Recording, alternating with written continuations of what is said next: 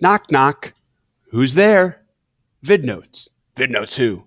9-5 VidNotes. It's the 9-5 World History VidNotes. It's the Deegan D226 VidNotes Studios. I will tell you the learning target. I will understand modern India. There is India in southern Asia. Let's talk about how it became independent now. First, a summary. Britain's unfair policies, there's the British flag, and India's demand for self-rule led to the rise of India's independence movement in the late 1800s and early 1900s. The Republic of India, a democratic nation, was formed in 1947. And here's the front page of a newspaper in India called The Times of India. The birth of India's freedom.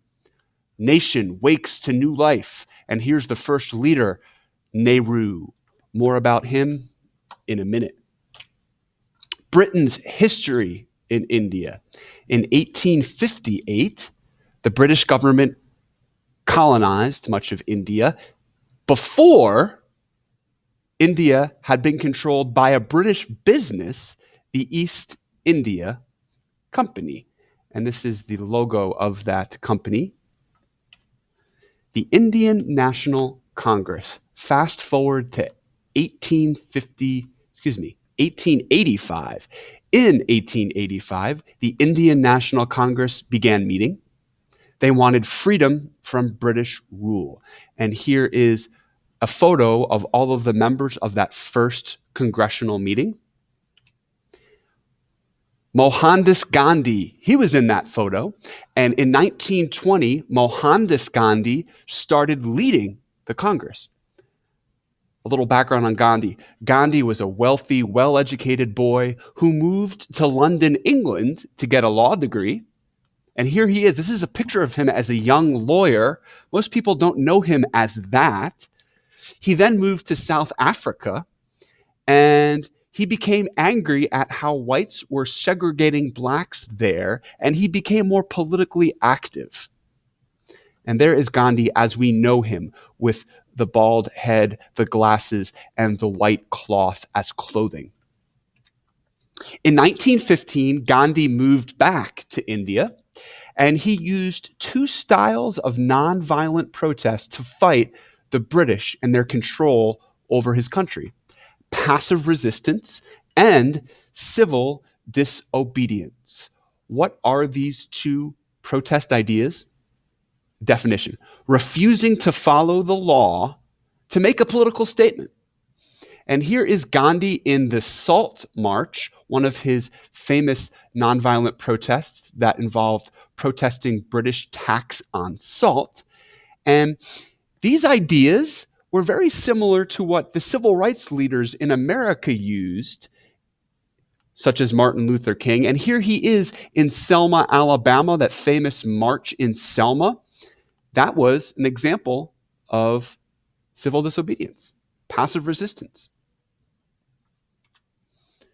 Jawaharlal Nehru. Gandhi worked with this man, Jawaharlal Nehru, in the Indian National Congress, and Nehru became India's first prime minister as a free country in 1947.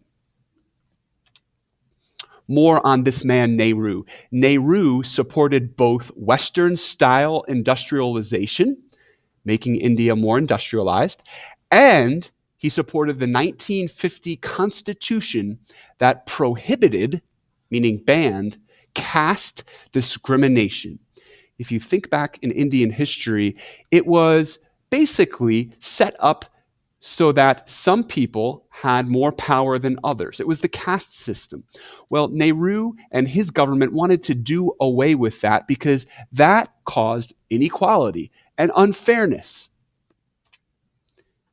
Moving along, Indira Gandhi. Indira Gandhi became India's first female prime minister in 1966 after Nehru. She developed India's nuclear weapons program, and she formed an alliance with the Soviet Union. And there's a picture of India and the Soviet Union hand in hand together. That's Indira Gandhi, who was called the Iron Lady of India. India today. Today, in 2018, India is the world's largest democracy with 1.3 billion citizens. And here is a city street in New Delhi. It's a busy, busy place. And it shows how crowded India, especially its cities, can be. India today, India has a federal system, which means it gives some power to its states, like America. And India today has 36 separate states within its country. And each little section here with a different color is a different Indian state on this map. Challenges in modern India. There is still political division that exists in India because of religious differences with Hindus and with Muslims. So the divide is a religious one that goes back to how India had problems with its border country, Pakistan, which was largely Muslim. And this map shows in red Muslim-dominated regions in India, and the other non-red spots are Hindu-dominated regions. So there's still some tension that exists today because of these religious differences and the cultural differences that come with that. We are almost done, ladies and gentlemen. We have but one research question. What question can start a conversation? Read over your notes, write that down for 2 points, and when you're done with that, you are done with 9-5. This is Mr. Deegan in the VidNotes studio, signing off.